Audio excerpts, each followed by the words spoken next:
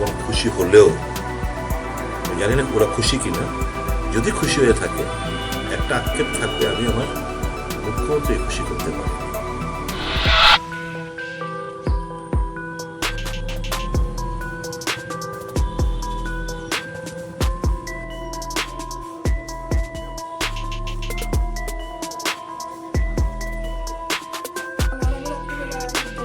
আমি তো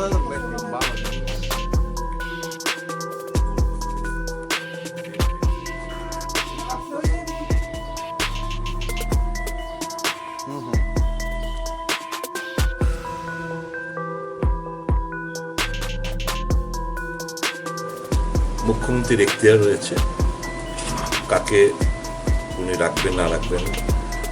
নিশ্চয়ই আমার উপর কনফিডেন্সের অভাব রয়েছে।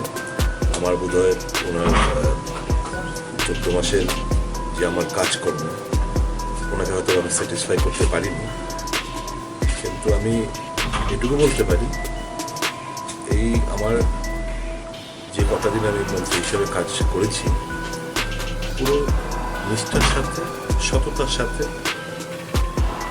আমি আমার দায়িত্ব পালন করেছি। রাজ্যের মানুষই বলতে পারবেন, যারা আমাকে ক্লোজলি মনিটর করেছেন, তাদের বলতে পারবেন তারা আমার কাজে খুশি কিনা। কিন্তু আমার একটা সবচেয়ে বড় আক্ষেপ থেকে যাবে, জনগণ খুশি হলেও আমি জানি না ওরা খুশি কিনা, যদি খুশি হয়ে থাকে একটা আক্ষেপ থাকবে, আমি আমার মুখ্যমন্ত্রী খুশি করতে পারি। এটা আমার একটা আক্ষেপ থাকবে। আমার চাকরি দপ্তর ছিল, হয়তোবা আরো বেশি আশা করেছিলেন।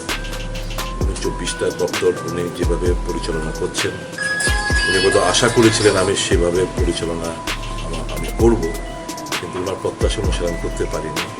এটা বোধহয় আমার একটা ব্যর্থতা। যাই হোক, উনি তার সিদ্ধান্ত নিয়েছেন, আমি সেই জিনিসটা আমি খুব সম্মানের সাথে আমি অ্যাকসেপ্ট করছি। এবং দল আমাকে আগামী দিন, দল কিংবা সরকার আমাকে একজন দলের সাধারণ কর্মী, নিচে দলের একজন কর্মী হিসাবে যে দায়িত্বটুকুই দেব, আমি কথা দিচ্ছি সঠিকভাবে তার দায়িত্ব পালন করব। আমি বাকিরা যারা রয়েছেন, আগামী যারা আসবেন, তাদের প্রতি আমার শুভেচ্ছা নেব। ভালো কাজ মারা করবেন, মানুষের প্রত্যাশা অনুসারে মানুষের যে ফিলিংস, সেগুলোকে মর্যাদা দিয়ে কাজ করবেন। আমার প্রত্যাশা, আমার শুভেচ্ছা তাদের প্রতি।